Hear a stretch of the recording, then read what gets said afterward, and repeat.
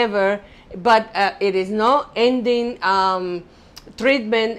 It is not a cure, but they are treatments, and that is the topic that Deborah is going to talk about after she's been working over there for 50 years. I mean, the institute is there for 50 years. I don't know how long she's been working there. She will say it. We still fixing problems here with the communication. Mira, listen, we are communicating with her like 4:15, and now that she's come to air, we are having some blocking, but it is normal. This is alive. But we still have Fatima here. Fatima, I don't see you. Let me see if you put your cell phone a little bit down. Down, down, down, a little bit more. No, no, no. Down, down, para abajo, para abajo, para ahí. Ajá, ahí.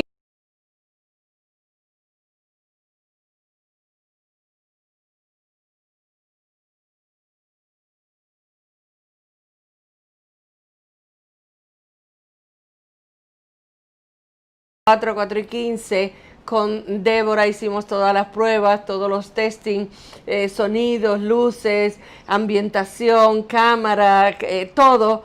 Y ahora que iba a entrar ella al aire, pues desafortunadamente tenemos un pequeño conflicto, un problema de internet. All right? No, pero no, nosotros estamos bien. ¿Estamos bien? ¿Y qué pasó? ¿Ya? No, estamos tratando de comunicar a Colombia. Oh, but Colombia is at 6:30, so we don't need Colombia right now. So we can move on with Yes. Deborah. Yes. Oh, I'm sorry. You see, I told you, today is not my best day. You see what I say? Okay. Deborah, this is your time for you to please address our audience and give us your speech, and that your PowerPoint is ready. I'm sorry, I thought they were having some kind of situation with you, your communication, but it's not with you, it's with the testimony that we have after you. So, buenas tardes, Deborah. Adelante. Muchas gracias.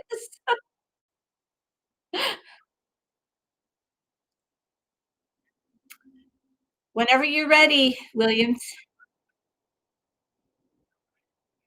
Yeah, the PowerPoint.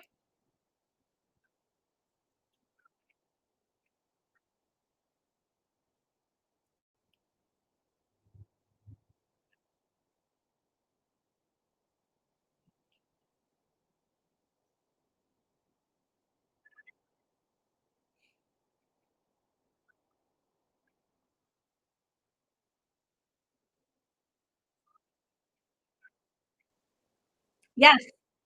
Ah, muy bien. My name is Debbie Tamura. I am a research nurse at the National Institutes of Health in Bethesda, Maryland. Our program has been studying Xeroderma pigmentosum for over 50 years.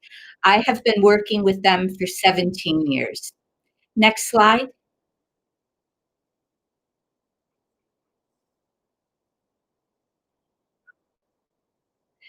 And as required by my employer, I have no conflicts of interest. Next slide.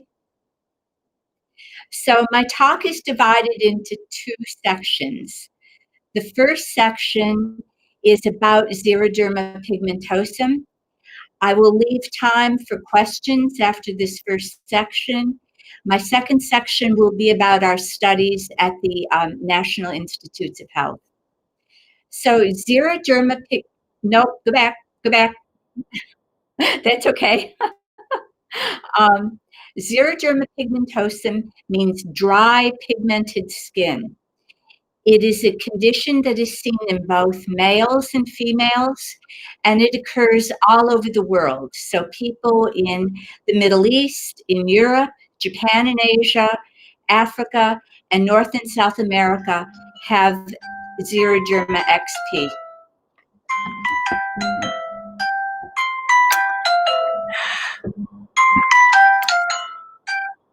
Lo siento. The frequency of XP in places like Japan is about 1 in 20,000. In the United States, it's about 1 in a million. So it is distributed unequally throughout the world. The oldest patient in our study, and this slide's a little old, is actually now 79.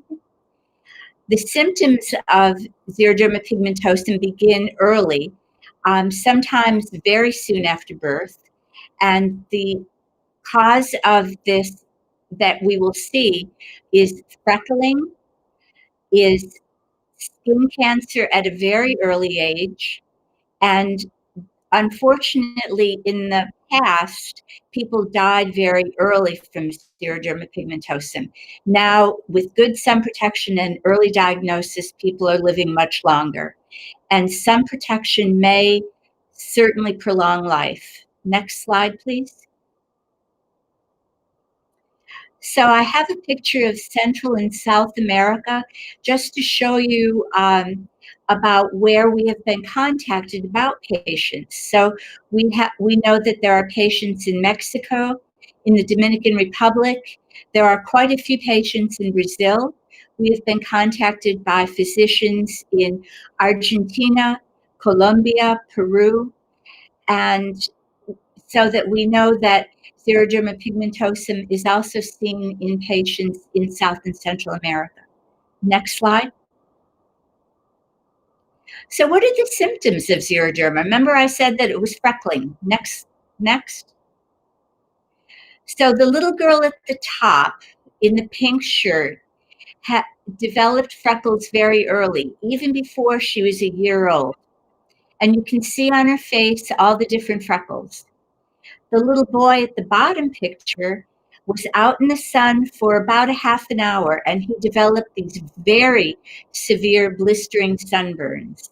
So xeroderma pigmentosum can manifest in 2 different ways: freckling at an early age or sunburns at an early age. But it doesn't matter. Both of these children, without good sun protection, will develop skin cancer. Next. That early onset of skin cancer is often before age 10 years. Now, if you think about xeroderma pigmentosum, the surface of the eye is kind of like the skin on the eye, so that the eye also becomes very damaged. And so that you will see tumors on the eyes, like cancer. You'll also see clouding on the eye, which leads to lost vision. And about 25% of patients with XP will develop a neurodegeneration, where early on the children are very normal, and then as they get older, they develop hearing loss, loss of reflexes, and eventually will pass away from recurrent pneumonias. Next slide, please. So how does xeroderma pigmentosum occur? It occurs because people with XP have inherited genes that do not work properly, and these genes that do not work properly are responsible for repairing DNA damage in the skin. Next. So the UV from the sun, or the ultraviolet radiation from the sun, damages the tissues in the skin and also on the eyes. And this damage is normally repaired by a pathway called the nucleotide excision repair pathway, or NER. Next. There are 7 genes in the NER: XPA, B, C, D, E, F, and G. And you can think about it like a little assembly line. The XPC and XPE genes identify the damage. The XPA gene verifies that the damage is there. XPB and XPD open up the DNA, and XPG and XPF cut out the DNA. And this whole process happens every single time we all go outside in the sun. The XPV gene, which is a different gene, is in another pathway. Next. And mutations or damage in any one of these genes leads to the symptoms of XP. And the damage is inherited. It isn't caught, just the way that Lisette explained. Next slide, please. So xeroderma pigmentosum is an inherited condition, which means that a person is born with the condition. So the xeroderma pigmentosum is autosomal recessive inherited, which means that the parents are carriers for the condition. A carrier is a person that has one working gene and one non-working gene. That working gene covers up for the non-working gene, and the carriers or the parents are perfectly healthy. People with XP do not have any of the working gene, which is why they have the symptoms of the condition. Next. Carriers, again, have no symptoms. And when a family, mother and father, are carriers for the condition, every single time that they have a child, there's a 25% chance that that child will have XP, but there's also a 75% chance that the child will not have XP. Next. So how do we take care of a person with XP? So we call it layers of love. So you want to keep the person with XP away from the sun. You don't want that UV from the sun to come in contact with the person's skin or eyes. So the first layer is in the environment. You want to keep the person inside during the day away from the sun. And you want to make sure that the windows are shielded so the sunlight can't get through the windows. Next. You want the person with xeroderma to be wearing protective clothing. So they would wear long sleeves, long pants, gloves, shoes that cover their feet, and a hat. And you can see with the girl in the lower right-hand corner, she has a shield over the front of her hat, and that blocks UV. So this girl can go outside in the sun as long as she's dressed and covered, because none of the UV from the sun will be coming to her skin or her eyes. Next. So what happens when someone isn't identified early and isn't protected? So this sweet little boy is from El Salvador, and he was blind by the age of 7 because of all the sun damage to his eyes. And across his nose and on his cheeks, he has many skin cancers, and these skin cancers will need to be removed. Next. This young girl is from San Diego, and she was diagnosed very early at about 10 months of age with xeroderma, and she's had protection since she was diagnosed, and at age 15, she has had no skin cancers. So you can see that UV protection can take very good care of people with XP. Next. So what kind of medical care do people with XP need? First and most importantly, they need early diagnosis, so that if a child develops freckles very early, or if the child gets sunburns very severely, those children need to be taken to a doctor, and the parents need to talk to them about a possibility of XP. The parents and the patients need to be educated about sun protection, that layers of love I was just talking about.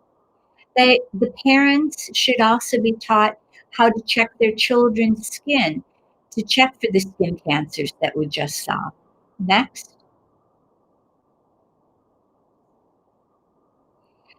So what do we do with cancer detection and treatment?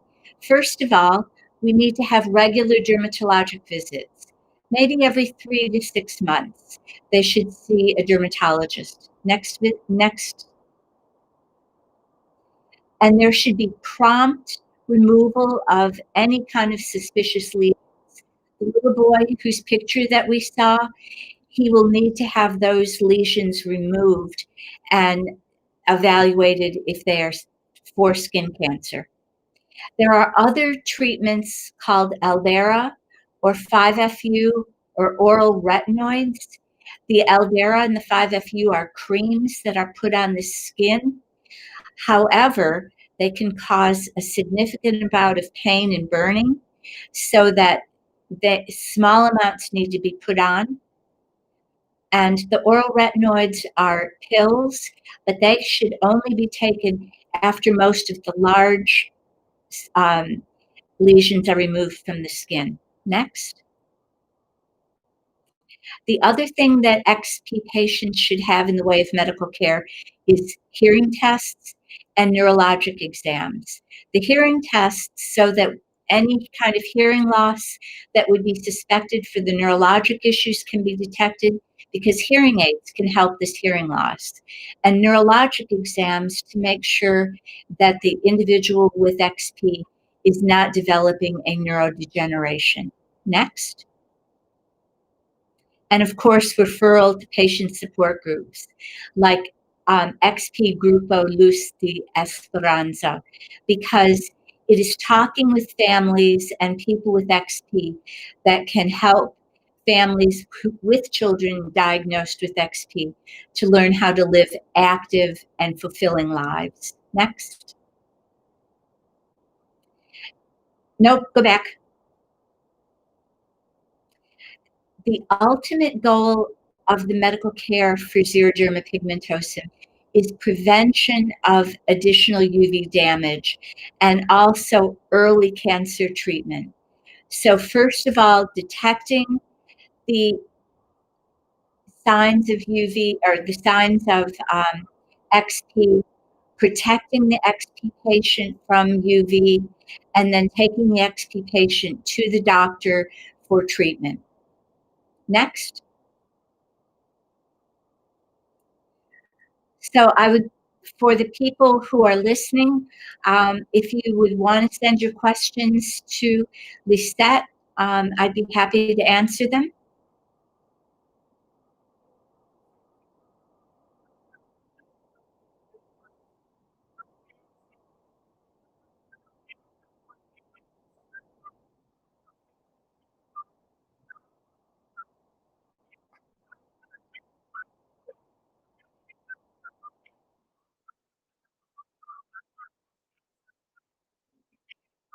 Becoming for being sanguineal parents or sanguineal relators, or it is just inherit? Okay, so that's a very good question, and I'm glad that you brought that up.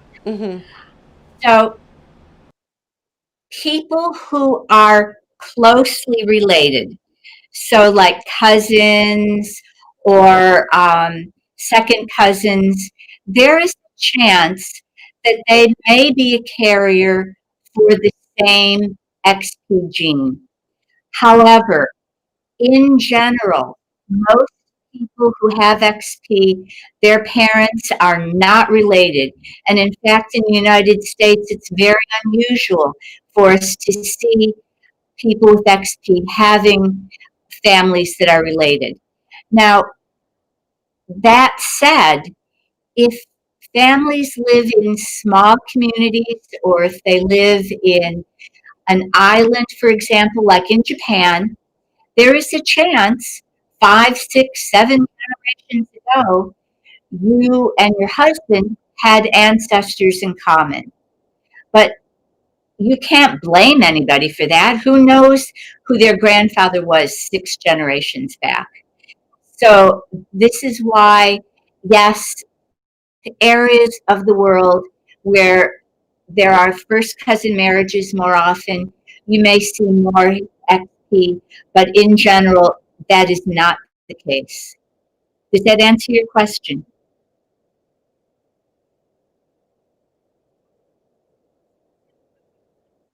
Como siempre Okay. es que si realmente esta enfermedad solamente se da o es definitivamente por personas que se casan de la misma familia, o que tiene algo que ver como los primos que se casan con ellos, quizás como dijo la psicóloga ayer, para conservar la fortuna, para mejorar la raza, como Hitler en su tiempo, etcétera. Dice que hay un muy gran por ciento de que las personas, por la cuestión de la genética, sí contraigan la enfermedad, pero no es la causa principal, porque puede ser dos personas que no tienen ningún tipo de familiaridad y como resultado dan un hijo con la Xerodermia pigmentosa. Now we can continue with your presentation, Deborah, or Debbie. Okay. Uh-huh. Debbie, please. Yes.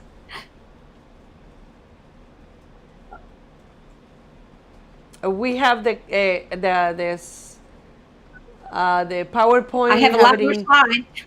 In preguntas, so we don't have any from the audience. I made one, and now we continue with the speech.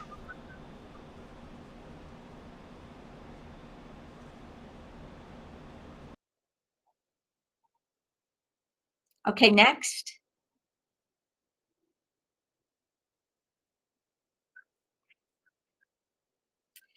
Okay, so this is a picture of the National Institutes of Health, and it's a very large campus. It's over 50 acres, and all these buildings that you're seeing are all part of the National Institutes of Health. There is a hospital, and there are many, many labs, and there's even its own power plant.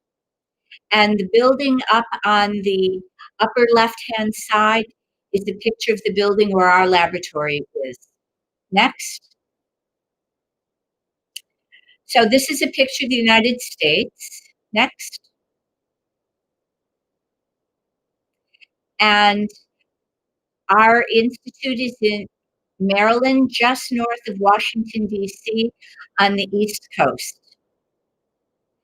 So a little history of the NIH. It was formed in 1887, and it was initially called the Laboratory of Hygiene, and it was developed to prevent the import of epidemics. In the 1880s, there had been a terrible cholera and smallpox epidemic in the United States, and this laboratory was set up to help prevent the spread of epidemics. In 1930, the hygienic laboratory was renamed the National Institute of Health, and the first system of fellowships was established. And what a fellowship is a teaching opportunity for physicians and scientists to come and study at the NIH.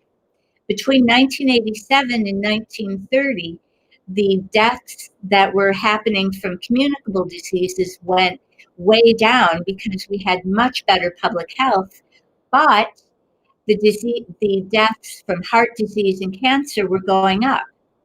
And that's why the National Institute of Health was established, to research these diseases.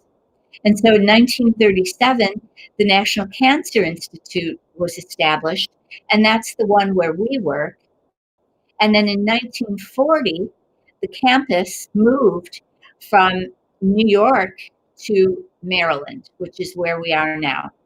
And Dr. Joseph Kenyon was the physician who started the NIH back in 1887. And in 1940, our President Roosevelt dedicated the opening of our campus. Next. Yes.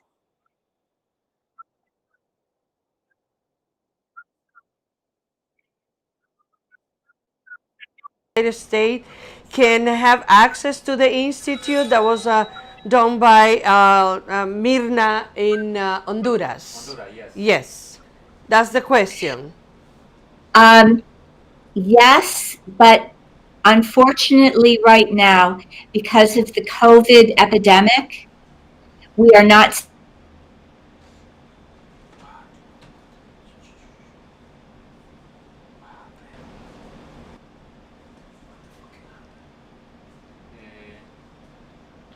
As we recover her, let me just translate the brief history of the NIH.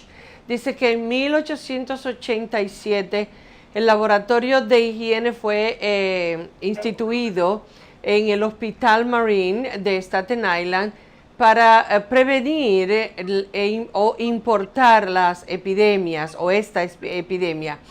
En 1930, el laboratorio de higiene se renombró como Instituto Nacional de la Salud y fue el primer sistema de fellowship establecido, o sea, donde los doctores y los científicos pudieron reunirse para estudiar los asuntos de las enfermedades a tratar como el cáncer, en este caso para el instituto. En 1937, pues el instituto se renombró, el Instituto Nacional, se estableció el Instituto Nacional del Cáncer, porque primero fue como laboratorio de higiene y luego entonces este instituto en 1940, que fue fundado por el doctor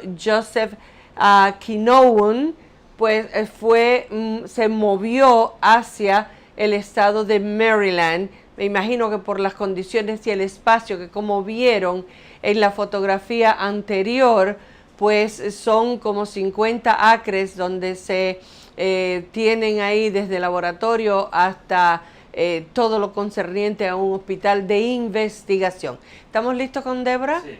Debbie, we came back to you. No? Yes? Hi. Debbie, Deborah. it was a little stopping on your screen. That's why I have a jumping on to just review the brief history of the NIH. But now we are okay. So if you can, do you listen to us, Debbie? Her internet is a little. Her internet is weak. Hi.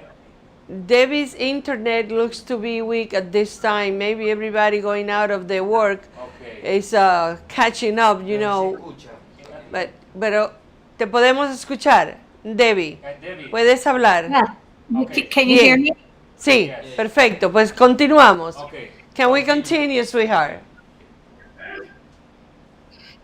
Okay, do you want to bring up my slides again? Yes.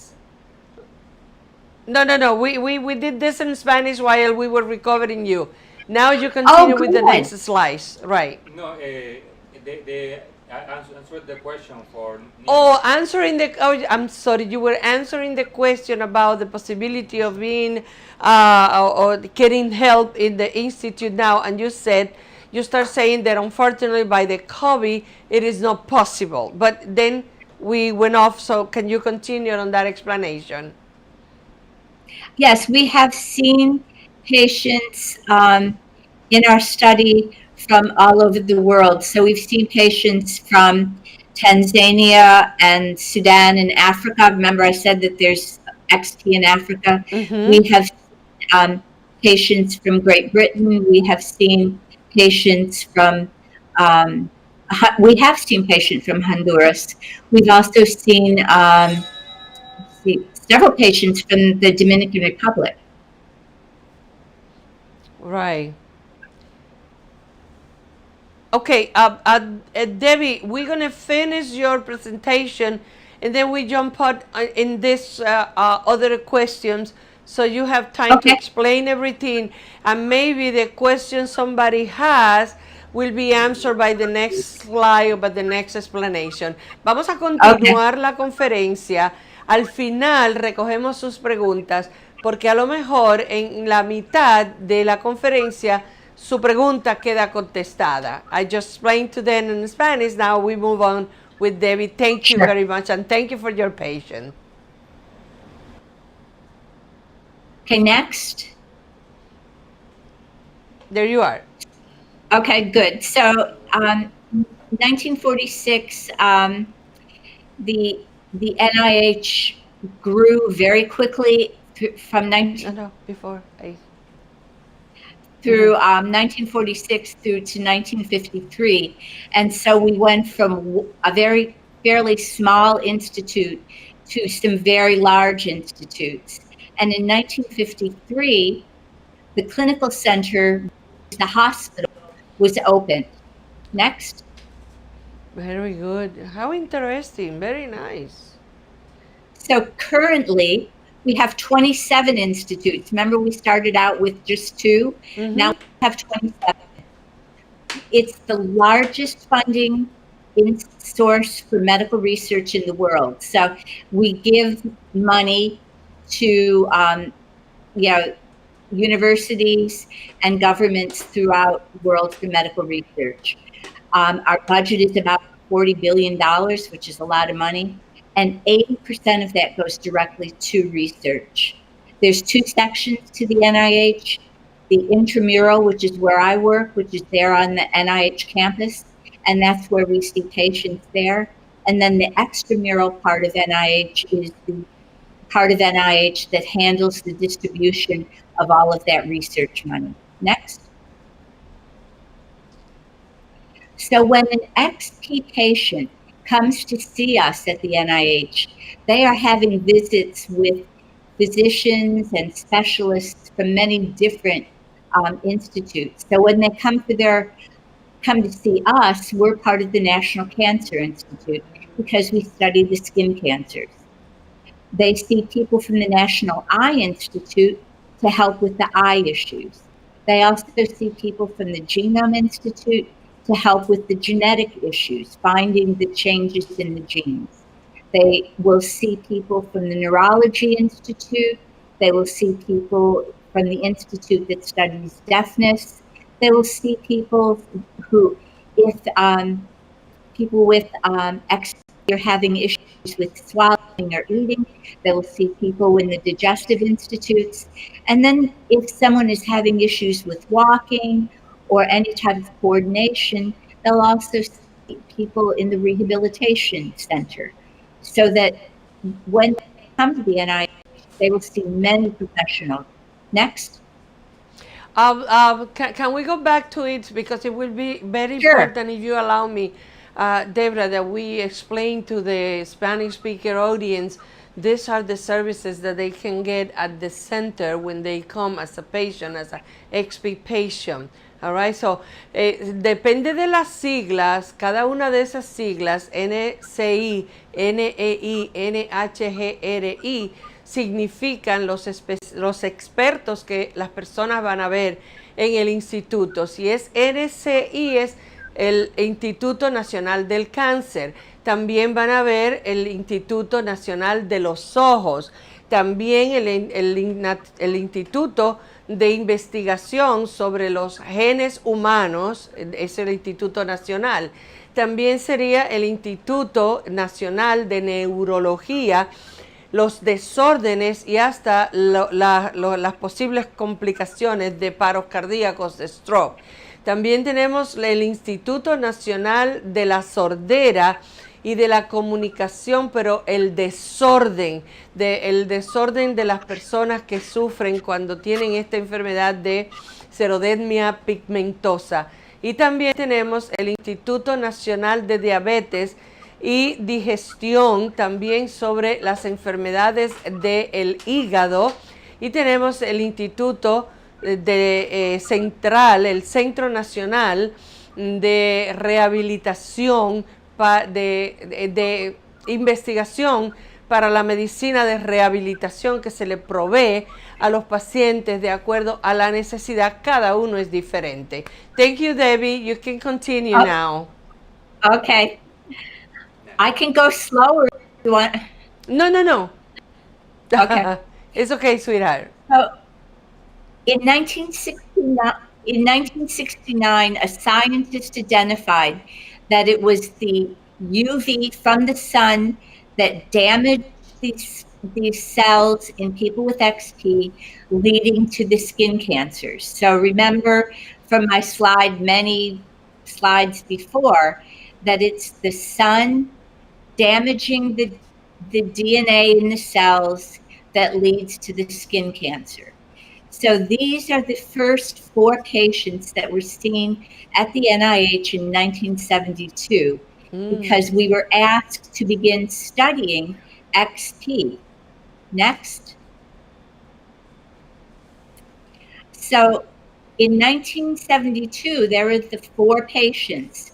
And by 1974, we had seen 15 patients and had learned a lot about XP and had our first big conference about XP.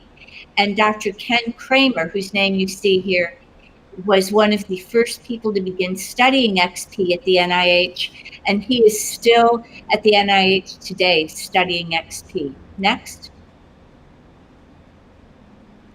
So right now we have 2 studies for XP.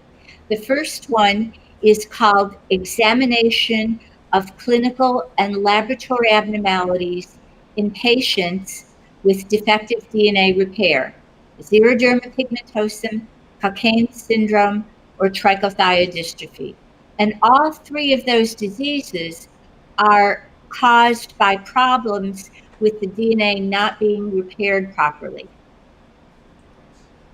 Next. Currently, that study began in 1999, and we have over 600 patients enrolled in that study. And these are both clinical studies where you come and we examine you and we do various procedures, and laboratory studies where we look at the cells and look at the DNA in the cells. The second study is an epidemiology study, and this is where we look at the carriers, so parents, brothers and sisters, because we would like to make sure that they really are perfectly normal. They certainly have no symptoms of XP. Next. And how does this research help patients? So we've identified a lot of different abnormalities in the eyes of XP patients, but the most important thing is we found that even children have dry eyes. So all XP patients should use eye drops in their eyes. We also found that regular eye exams by an ophthalmologist is incredibly important for XP patients. And over 90% of people with XP have problems with their eyes. Next. XP patients need to have hearing tests, and that even young patients can lose their hearing. We also know that there's a relationship between that severe sunburning, hearing loss, and then the development later on of that neurodegeneration that we talked about. And the important thing that we've also learned is that DNA repair is critical for maintaining neurologic functioning in the hearing and brain. Next. Some of the new things that we found is some women with XP are at risk for early menopause or ending of periods. And also XP patients are also at risk for thyroid nodules, and there may be a small increased risk for thyroid cancer. Next. Next. Physicians at the NIH, we all work together. So it's a collaborative effort between our eye physicians and our geneticists and our laboratory physicians to help develop plans of care and learn more about XP for the patients. And many of our laboratory scientists had never seen a real XP patient until they came to the clinic with us to see our patients. And it really helped them to focus their studies to help patients. Next. The other interesting thing that is different with us is that we sit down at the end of the visit and we talk with the patients and the families to discuss the kinds of issues that they've been having with XP and to come up with a plan of care for them, and so that we can understand how XP patients experience the problems with their condition. Next. Next. So what else has happened with research at the NIH? There's been over 200 papers published that are read worldwide on XP. And these papers are on clinical research, laboratory research, and also review articles for clinical care. There's also about 60 research papers that we have published on trichothiodystrophy, Cockayne syndrome, and other related DNA repair diseases. And we've also collaborated with all of our friends in these various institutes on papers. Next. And we've also collaborated with physicians throughout the world, and there is now a clinic in Great Britain that specializes in caring for people with XP and trichothiodystrophy and Cockayne syndrome. And when you look in a database called PubMed, there's now almost 6,000 articles pertaining to XP, which is just amazing. And all of this began with research just from 1969. Next. So this is just a picture of several of the papers that we've published. One is on review of the 100 patients that we'd seen in our study up to 2010. The next paper was on the eye problems that I kind of reviewed. The next paper is on the hearing issues that I briefly talked about. And then the last paper was a paper about living with Xerodermia pigmentosa, how to take care of yourself, and how to live an active, useful life. Next. Oh, this is Dr. Kramer, who is the doctor on the left side, and Dr. Di Giovanna, the doctor on the right side, in one of our clinics, and they're playing with one of our patients who is well protected from the UV. And thank you very much from our laboratory. Next. Any more question? We haven't got any written question, but I have few points, like when you explained that it is a tendency that the woman may are propense to have problems with the menopause when they are a younger age, and that's what I understood. So what we have found is that there are some women with XP who go through menopause or the stopping of their period early. In the United States, normally most people will go through menopause at around age 50 or so. And some of the XP patients have gone through menopause in the mid to late 20s. So early. Yes. Let me translate that to the audience, maybe this detail they didn't know. Uno de los énfasis que hizo Debbie en su presentación es que la mujer normalmente tendría su menopausia a los 50, 60, 50, 55, pero una enferma de XP es posible que vea la menopausia a la edad de 20, 25 años más o menos, perdón, lo cual es sorpresivo, bastante bien. Debbie, I also noticed that you encourage people to write some articles, and with the amount of 6,000 articles written about XP or the Institute, we have enough documentation for people who understand better what is the XP. And I don't know why there are like too many people that don't know about this illness. So the illness is rare. Remember I said 1 in a million. And it does surprise me a little bit that doctors, especially dermatologists, don't think about the disease as often as what we would think they would, especially given the fact that we know that people, especially people from South America and people who have more pigment in their skin, they generally don't get a lot of freckling. And as soon as you see freckling, that would make you think about XP. Many of these articles that I've talked about are in the medical literature, and they're not in the lay literature. They're not in the newspapers or the magazines that other people other than doctors would read. And perhaps it would be really important to get more articles out so people could read about it.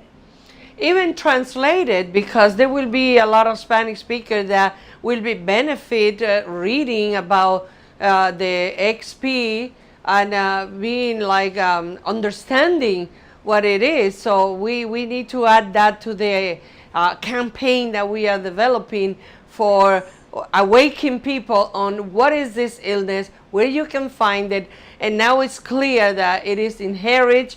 It is just a damage from the sun. The sun create a problem on the skin, and the skin can become with cancer. Para las personas que nos han preguntado, porque han escuchado todos nuestros expositores, es una enfermedad que depende del DNA. El DNA de las personas no tolera, no tiene los ingredientes, los químicos naturales para combatir la protección del sol. Por lo tanto, esa falla en el DNA del paciente hace que se transforme en la enfermedad, y la exposición al sol entonces sí le da cáncer, pero XP no es cáncer.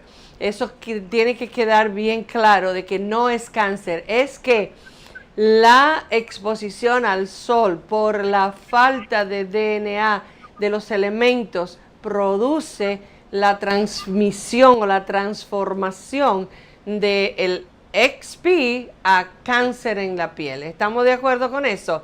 Ya tenemos a Fátima en la línea. A ver, adelante Fátima. ¿Todavía? Sí, la tenemos.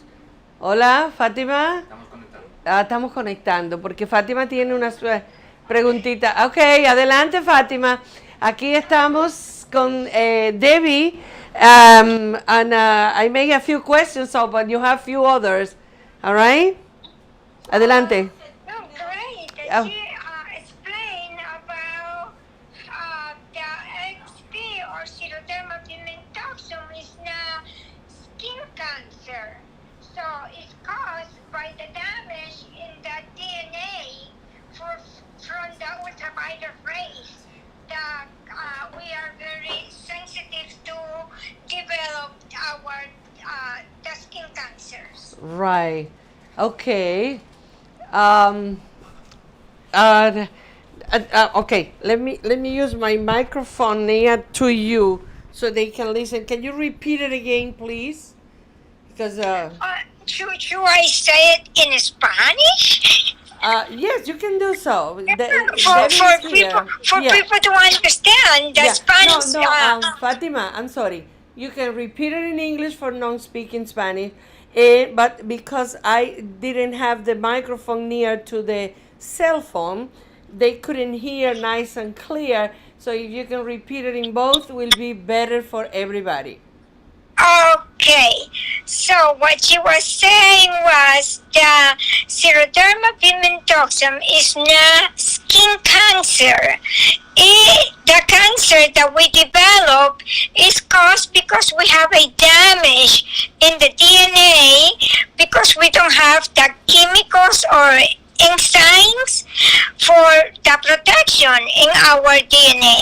So therefore, the ultraviolet rays from the sun cause us the cancers in our skin because we do not have the protection that everybody without the disease has for against getting the skin cancer from ultraviolet rays.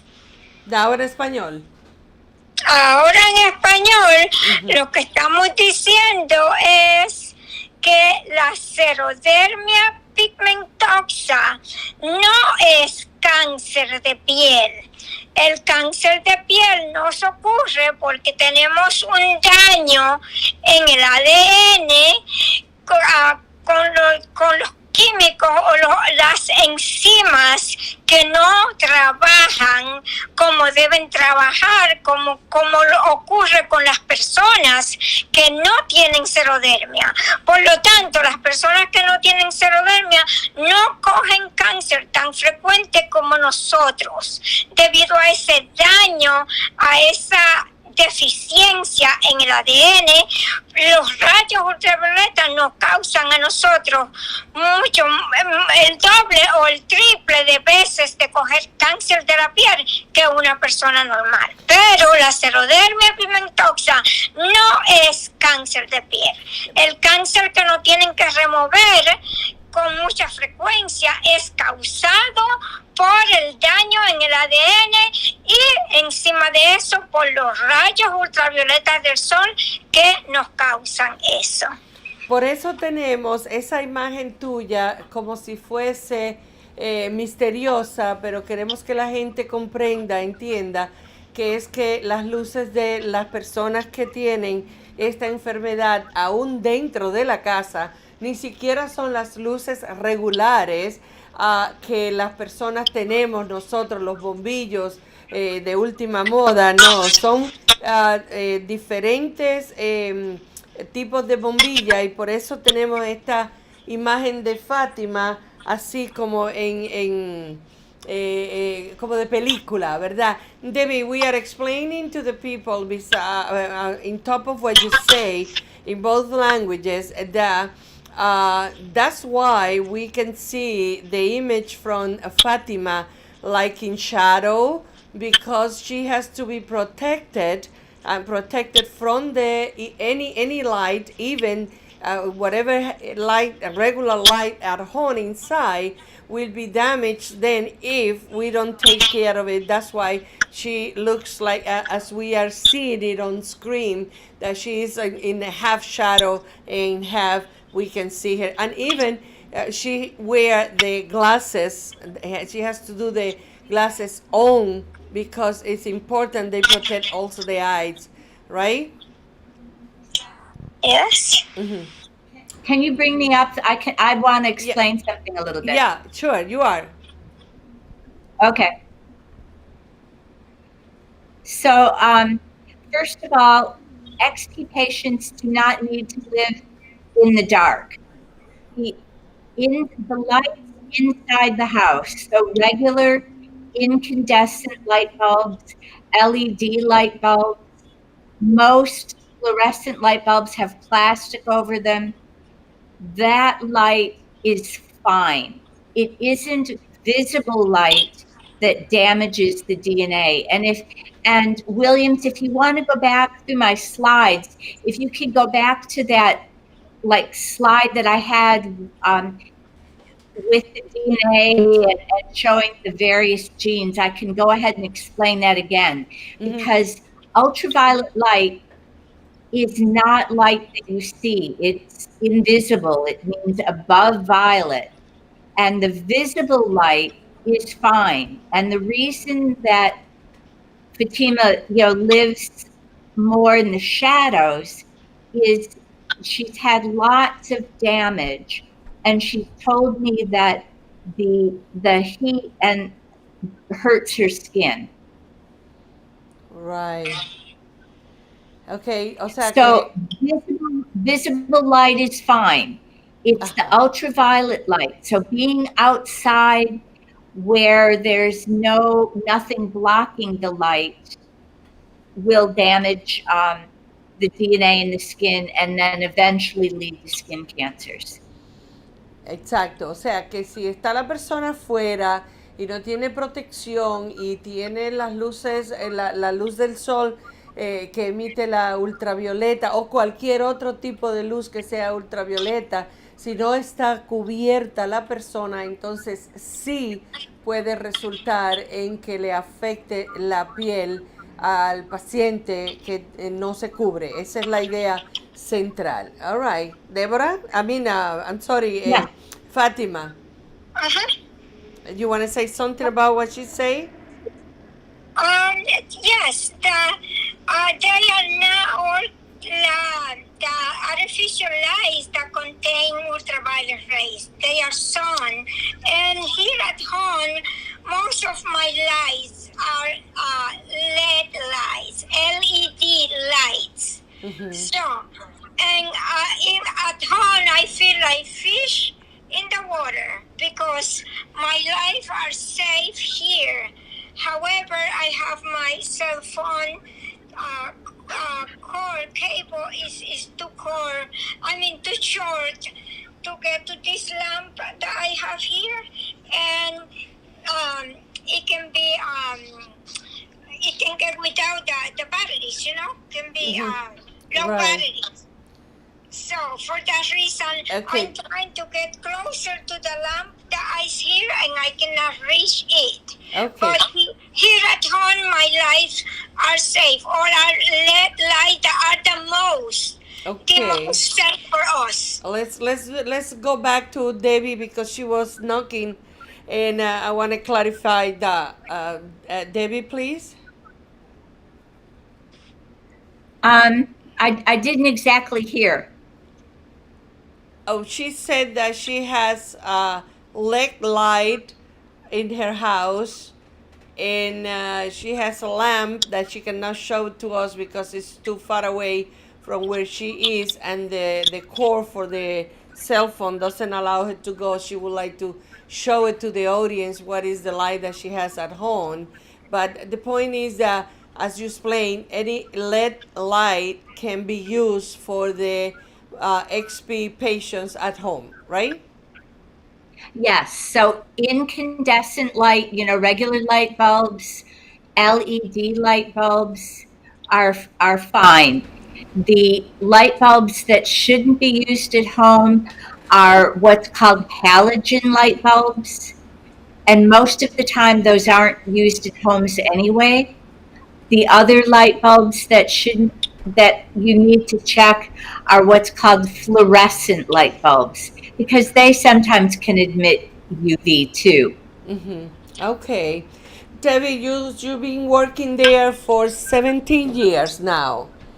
Which Yes. has been the most impressive situation that you may have say I have live in my in my staying in the institute?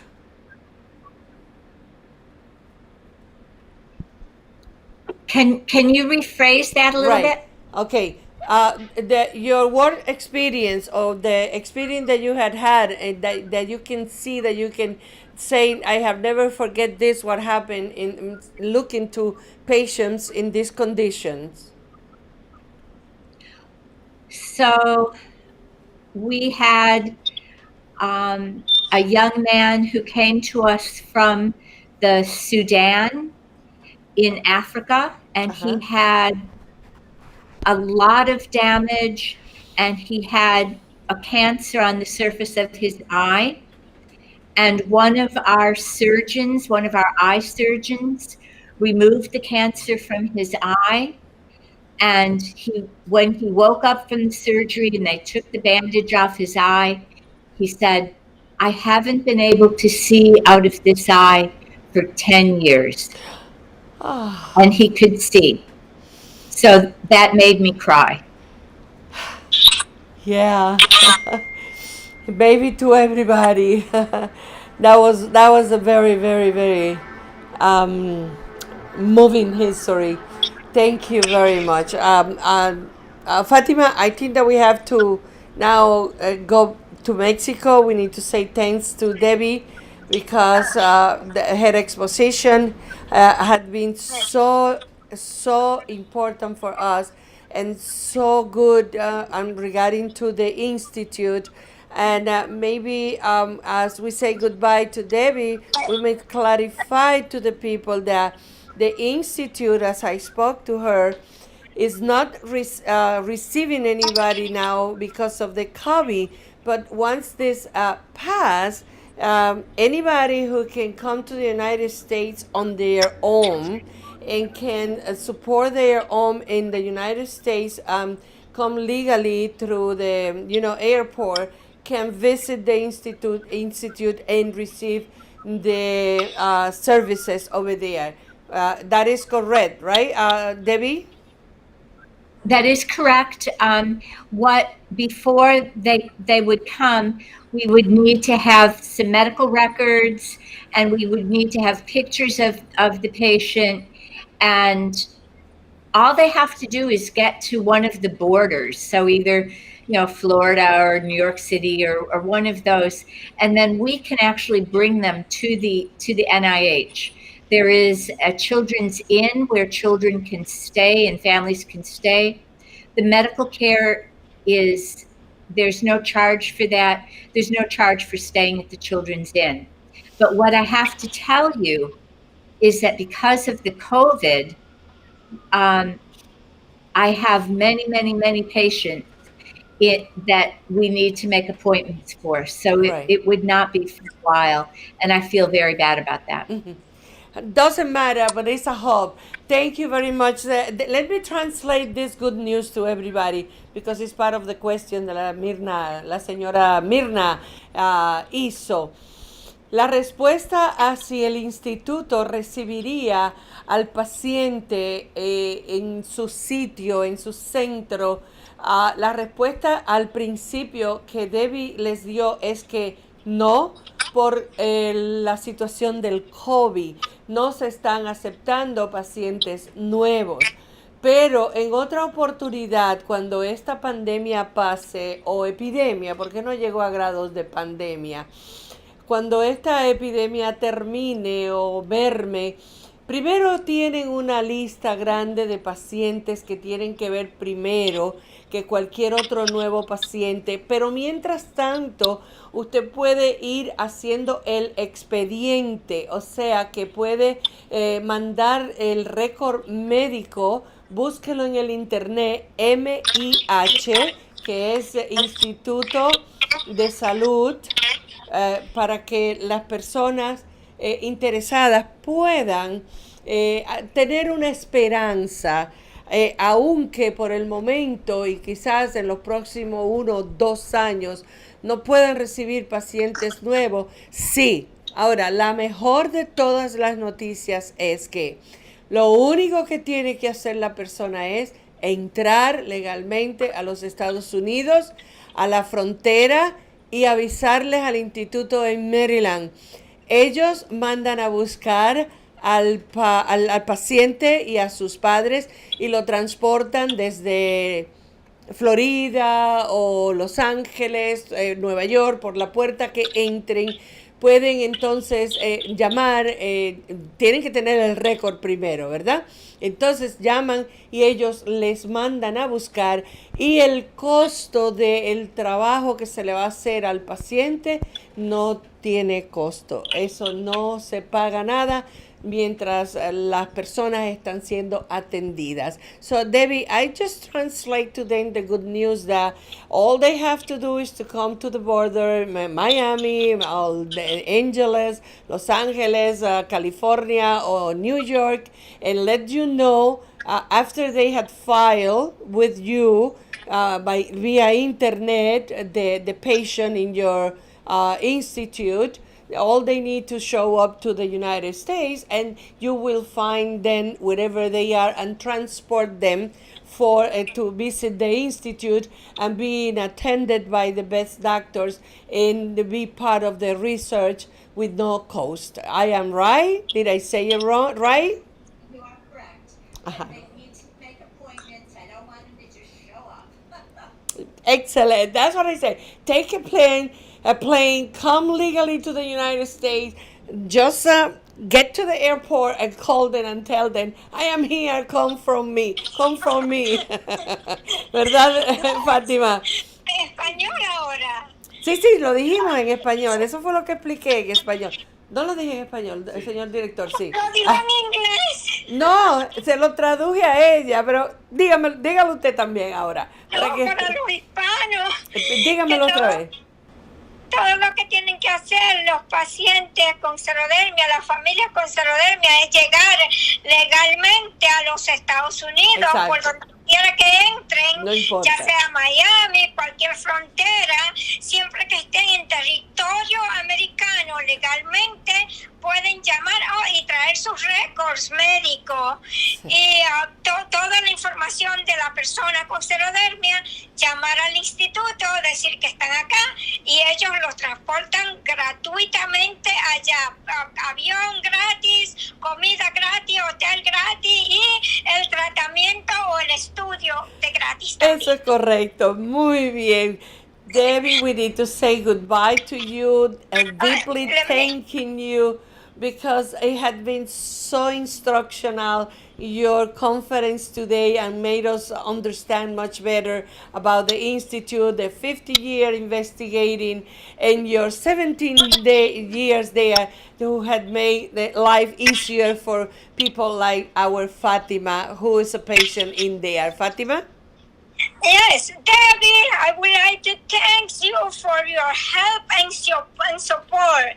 Thank you so much for helping us. God bless. Debbie? Thank you, Christina. It's been a pleasure. All right. Thank you. Okay. Thank you Bye. very, very much. Yes, you going to say something else? Me? No. No? Thank you so much. It was very, very well instructional for people Sí, to claro que sí. understand about Claro all que this. sí. Fátima, tenemos que decirle otra vez en español gracias a la señora Debbie por esta charla educativa, cultural, porque esto es cultura también, el habernos dicho tantos pacientes de tantos otros países que no creíamos, tú sabes, que sufrirían, pero sí, habernos dado este grado de estadística. Claro, 1 en 1000 casi no es nada, por eso quizás es que no sea tan conocida, pero a través de este trabajo que nosotros estamos haciendo, sí se va a conocer, y cuando consigamos que el Congreso nos apruebe la concientización, va a ser maravilloso. Fátima, tú estás riéndote, tú estás saltando de felicidad, estás gozando. Sí. Y ahora vamos a presentar, te toca a ti, Fátima. Gracias por los aplausos son para Debbie, gracias mil. Fátima, vamos a presentar ahora nuestro testimonio. Desde Colombia, Sí. Santiago. Desde Colombia, la madre de Santiago. Pero preséntalo tú mejor, querida Fátima. Dale la bienvenida. Julie Sánchez de Colombia va a presentar su testimonio con su niño, quien sufre la enfermedad de xerodermia, Santiago. Adelante, Julie. Buenas tardes, bienvenida. Buenas tardes. Hola.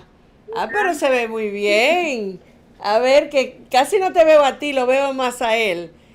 ¿Cómo estás, Santiago? Bien, ¿cómo estás? Santiago, ¿cómo te sientes? ¿Me escuchan? ¿Sí? Señora. Soy yo que no escucho. Mira a tu hermanito detrás, buscando cámara. Está como la gente cuando ve a la gente de los noticieros que se para atrás para salir en la noticia. Tremendo ese chiquito. Ten un beso. Vamos a ver, Julie, cuéntanos tu testimonio. Estos 13 años que tiene Santiago, ¿cómo han sido? ¿Cómo fue la experiencia de saber que estaba enfermo? ¿Cómo empezó todo el drama y cómo continuó hasta ahora que lo vemos a él como muy entendible de lo que tiene y cómo sigue adelante? Si tiene unos ojos clarísimos que están diciendo que sabe lo que sabe. Adelante, Julie. Hola, ¿cómo están todos? Estamos bien, querida. Adelante. Mira, Santiago fue diagnosticado al año y medio de vida con xerodermia pigmentosa. Sigue, mi amor. ¿Te escuchamos?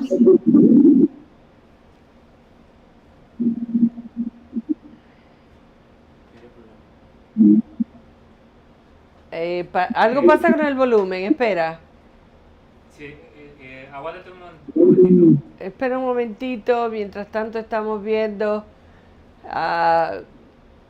al niño, estamos viendo esto, estamos hablando con Julie desde Colombia, quien nos trae el testimonio de su hijo Santiago y queremos ver, vimos la foto de Santiago y vemos en la condición en la que está, parece que está muy bien cuidado, que esa madre se ha esmerado en mantenerlo, como dijo nuestra enfermera, higiene. La higiene es el principal amigo de los pacientes de Xerodermia Pigmentosa. A ver, habla ahora, Julia, a ver si te escuchamos.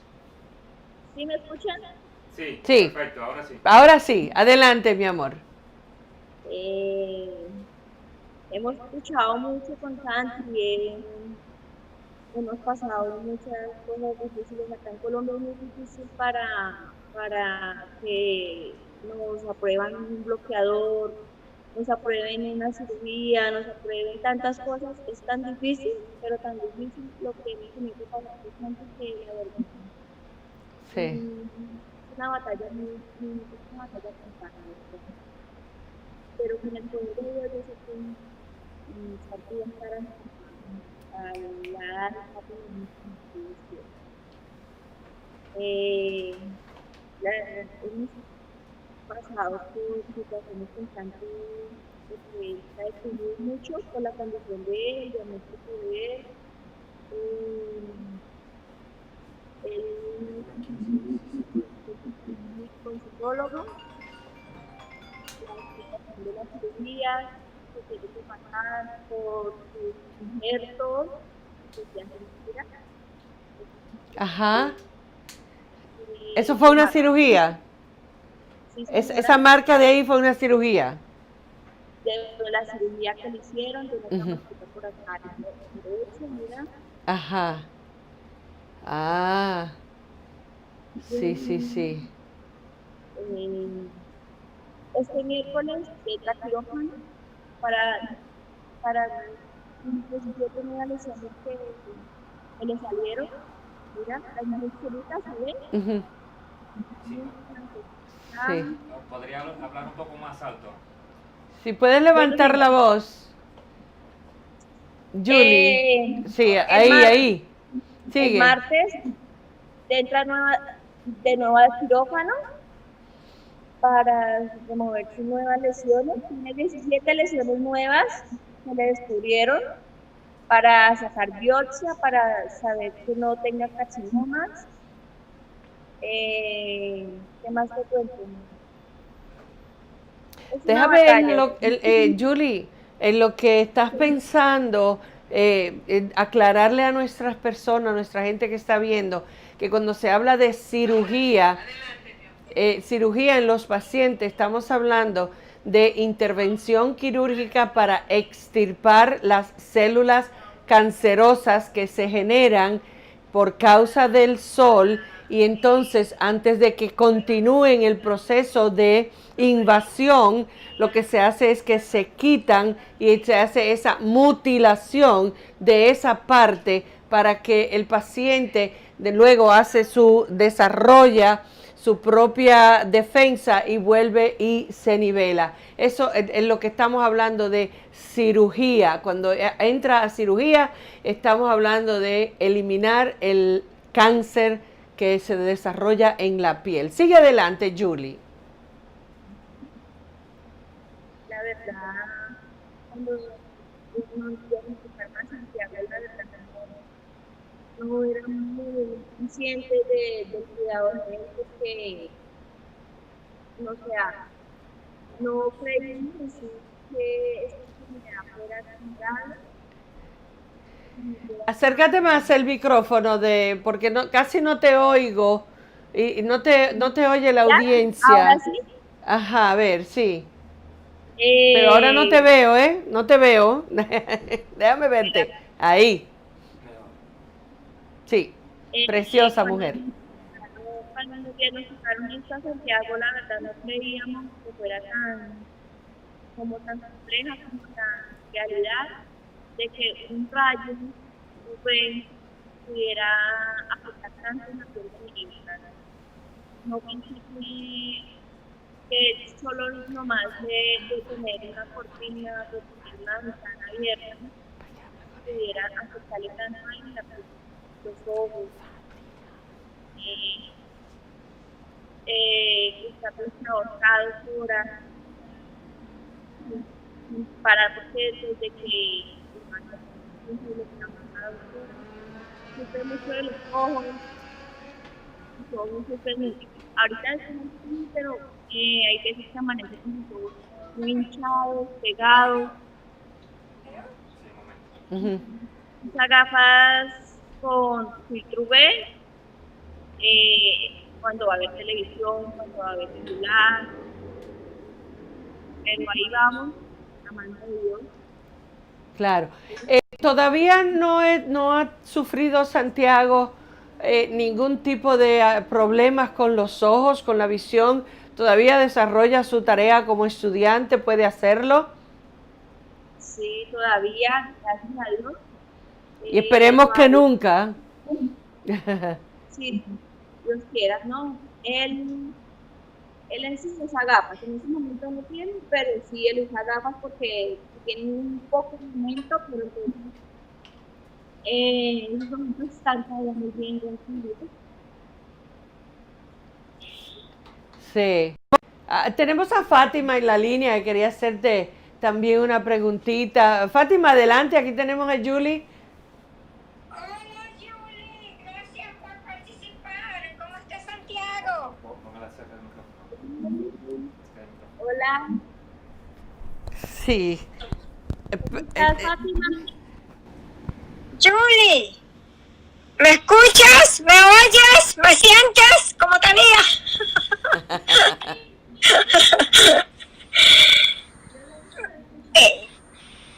¿Ella me escuchó? Sí, sí, mi amor. Te dijo que sí. Es que esto no es fácil de teléfono a teléfono a teléfono, ¿verdad? Porque yo no la escucho bien, no la Sí. escucho bien a ella. Sí, sí.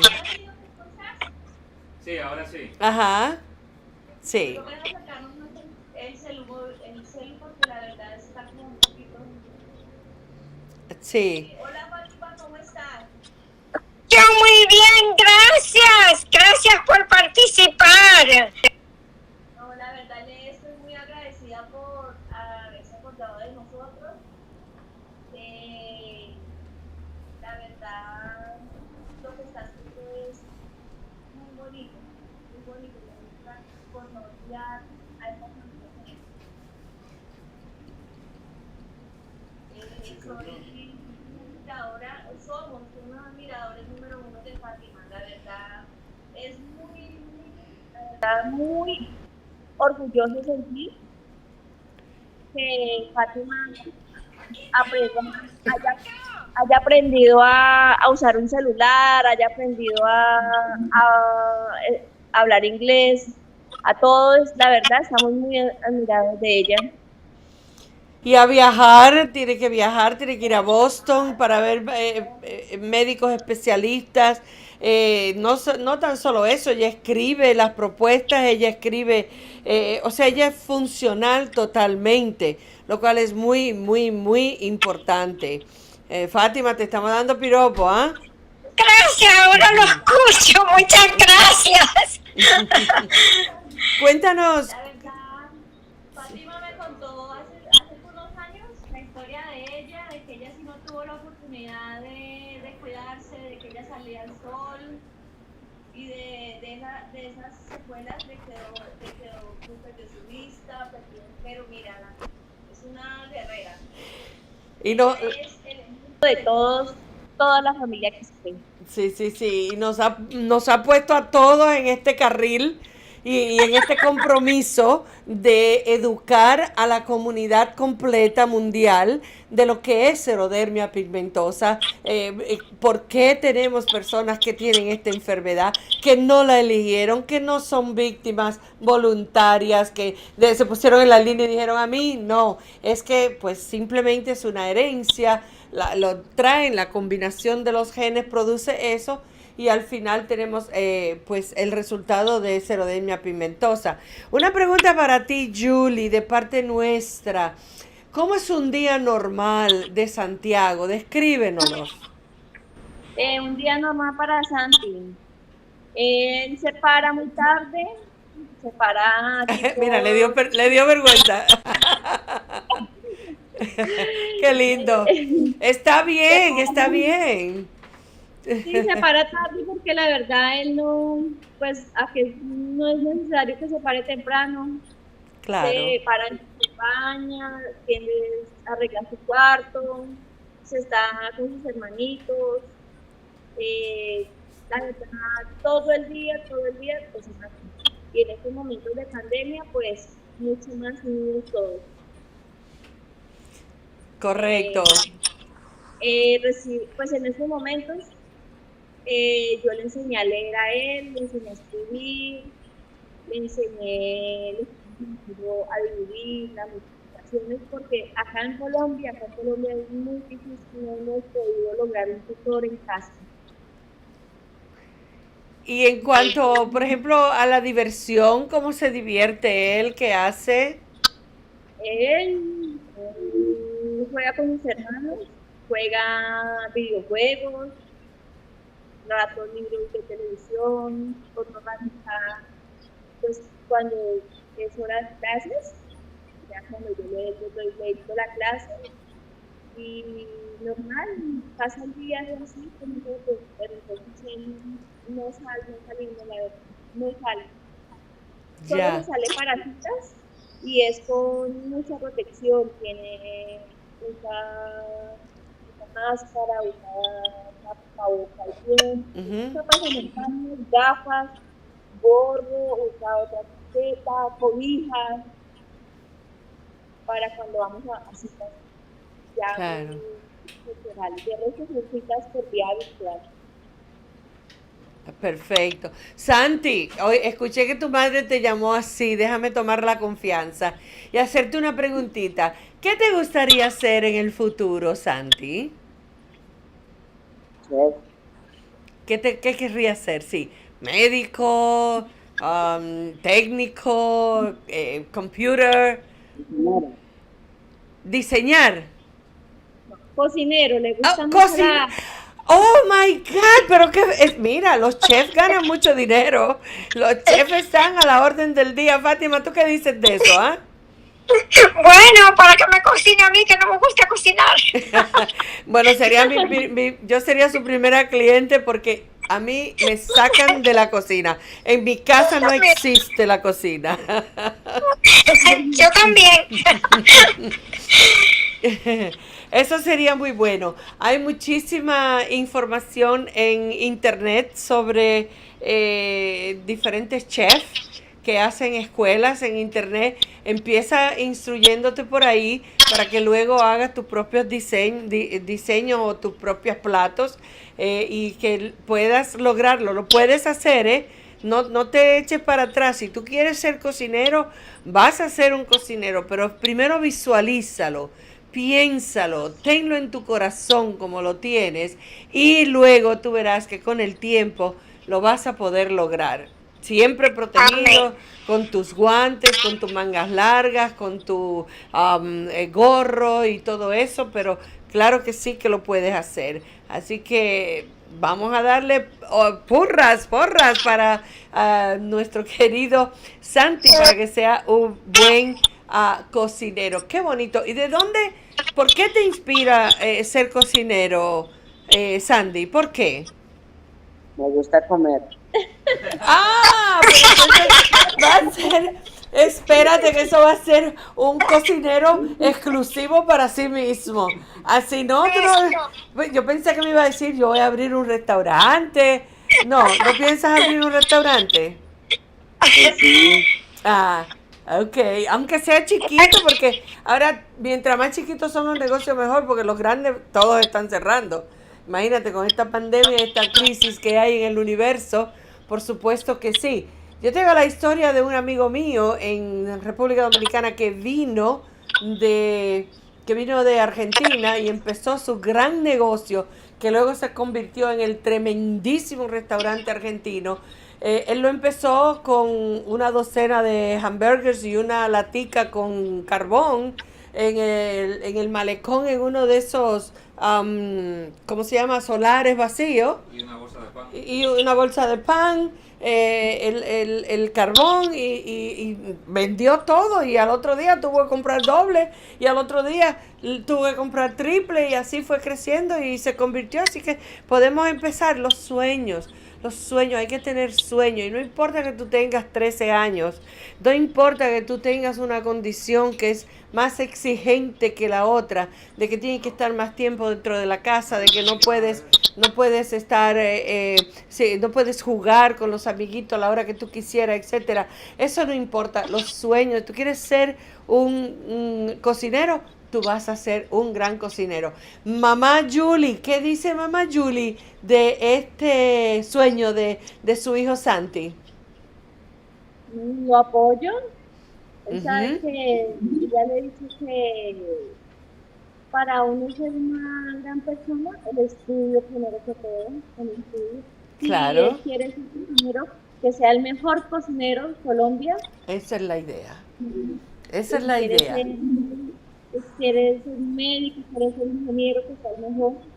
Sí, Entonces, me digo siempre que él puede, siempre y cuando siempre use su protector, su cuido, todo, él lo puede lograr. claro. Qué bien. Sandy, queremos darte las gracias por haber aceptado esta invitación a última hora, ya que esto no te habíamos puesto en el programa por si acaso, y pedimos disculpas, pero fue que nuestra conferencista nos dijo que le iba a sobrar tiempo, y dijimos no podemos desperdiciarlo, vamos a buscar entonces un testimonio para que lo dé hoy, porque si todo el mundo ve el programa hoy no había testimonio. Pero gracias a Dios pudimos conseguir a Sandy y a su madre, ¿verdad? Nuestra coordinadora es Fátima. Fátima, las peripecias que tienes que hacer para llenar esos huequitos que tenemos que completar. Cuenta. Para eso estamos, como hay varias familias en el grupo ya y todos quieren participar. Yo dije, déjame ver a quién consigo. Muchas gracias, Julie, te lo agradezco mucho, y es algo que los va a ayudar a ustedes por si acaso también en el futuro les gustaría traer a Santi al estudio del Instituto Nacional de la Salud. Eso sería fantástico. Sí, se puede. Lo único que hay que esperar un tiempito en lo que el asunto del COVID se resuelve, y luego que ellos bajen el montón de expedientes que tienen en la clínica de personas que han tenido que quedar rezagadas por el problema, pero que no es imposible. Y fíjate, empezaron con 2, de acuerdo a nuestra invitada de honor hoy, Debbie, empezaron con 2 centros, luego subió a 4, después a 15, y así sucesivamente hasta que ahora tienen en todas partes como 70 institutos regados en todos los Estados Unidos. Así que claro que sí, y están en la mejor disposición. Y una cosa muy importante, necesitan tu caso, porque cada caso es diferente. Esto va directo con todos los padres. Si hacen el esfuerzo, el proceso de la solicitud de visa, siempre y cuando sepan que es para venir al instituto, se lo van a conceder. Pero vengan legalmente. Sé que cuesta un poco, y ahora mismo pues casi imposible, ya repitiendo lo mismo. Pero de todas maneras, ellos necesitan los casos de todos nosotros, porque cada paciente de Xerodermia pigmentosa es diferente, tiene diferentes procedimientos, diferentes procesos, diferentes afecciones, y para el research, o sea, la investigación que ellos están haciendo es importante, y no van a negar que llegue ningún caso. Lo único que sí la persona debe de entrar legal, no que sea legal, no es que tiene que tener residencia o estatus migratorio legal en los Estados Unidos, no, que tu entrada al territorio americano sea por la puerta legal, en un avión, como dijo Debbie, para que bajes, y de ahí solamente hay que llamar. Previamente, sí, por el internet debe de llenar el expediente que te van a pedir, Debbie, Fátima, que ella dijo que es mejor es mejor hacer el expediente, no traerlo consigo, sino hacerlo, tenerlo ya ellos allá. Que al tenerlo allá, eso se hace vía internet, entonces ya crean el expediente y es más fácil para ellos asignarle un turno al paciente para que venga, pero que nadie se detenga y que sigamos soñando como sueña nuestra niña, la hija de Magdalena, quiere ser diseñadora, ¿te acuerdas?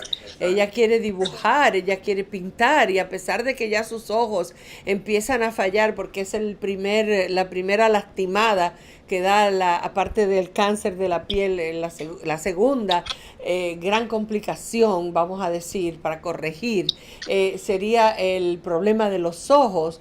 Entonces, a pesar de eso, ella quiere ser diseñadora. ¿Y por qué no? Hay muchísimas personas invidentes que hacen muchísimas cosas, muchísimas profesiones. Y nuestro deber es estimular a que ellos lleguen a realizar sus sueños. Claro que ahora que tiene la vista, pues tiene que aprender a dibujar y se puede acelerar el proceso que después, a ojos cerrados, usted pinta.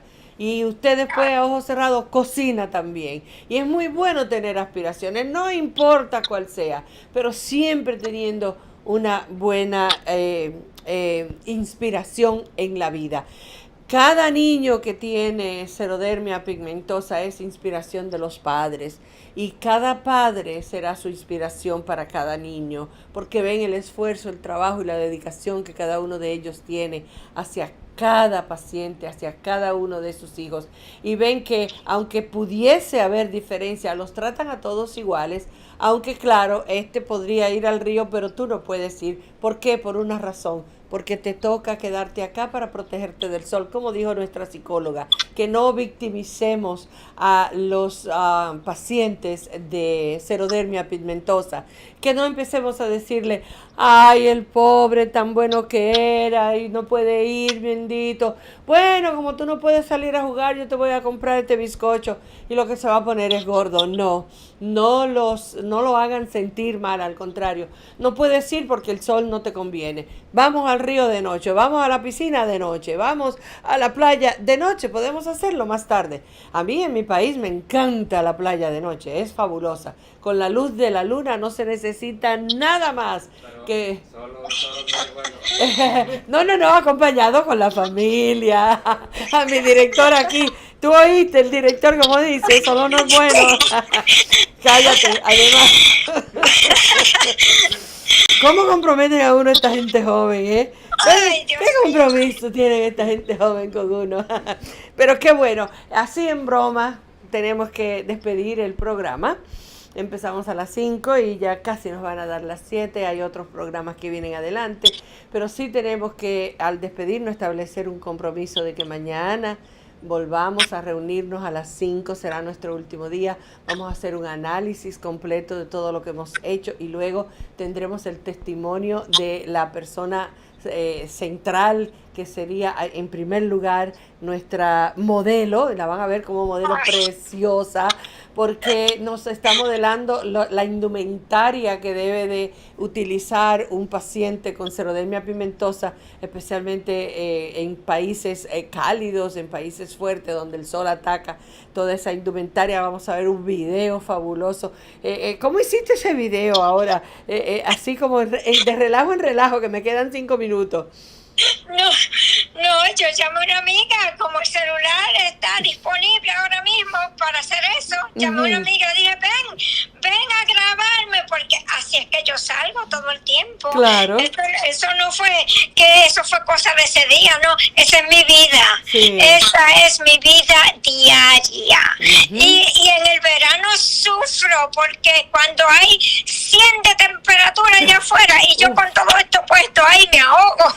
Gracias a Dios que a partir de hoy aquí en los Estados Unidos, por lo menos en la parte del este de Nueva York, ya empezó a bajar la temperatura. Se ha sentido un poquitito menos caliente, menos húmedo, y hemos tenido un día delicioso. Como delicioso ha sido la compañía de todos ustedes en este programa, 5ta edición o 5ta salida de nuestro primer Congreso Mundial Virtual de concientización de lo que es xerodermia pigmentosa. 2 minutos para que te despidas, querida Fátima. Ay, muchas gracias por la atención del público, muchas gracias. Sigan regando la voz sobre esta enfermedad que el pueblo, el mundo necesita saber. Gracias, bendiciones. Gracias a ti. Gracias a usted, Lice. Gracias a Williams. Y todos los involucrados. Y tenemos también a Rixio. Es un nombre un poquito difícil, pero aquí está Rixio, que nos ayuda en los controles, mientras el director ahí baja la mano y da las órdenes. Está como Johnny Ventura, con palito. Gracias, Rixio. No, yo digo que Richard, Dios mío, William está como Johnny Ventura, que se la gana sin palito y sin pipa. Él es el director, él se para ahí y simplemente baja la orden y nosotros aquí seguimos y me mira y me dice y me señala y yo, ajá, bueno, sí, arriba, abajo. Y me pasa el celular para verte, para poder saber, porque no, el monitor no te da a ti, sí, pero si no a mí, así ya tú sabes.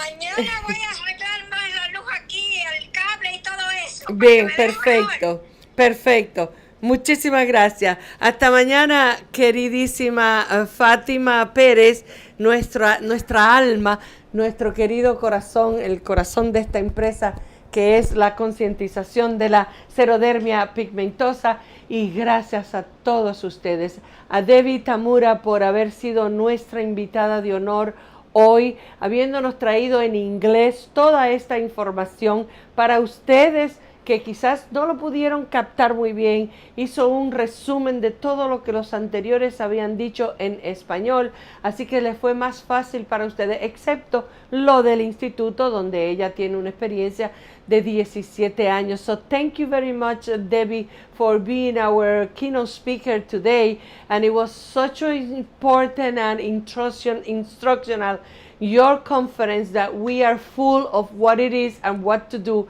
and especially the last recommendation, people can come waiting for in standby, right? Waiting for, but they can come to the United States legally and they will be guests in the institute. That's the best information or invitation that we can have. Señoras y señores, muchísimas gracias por su atención.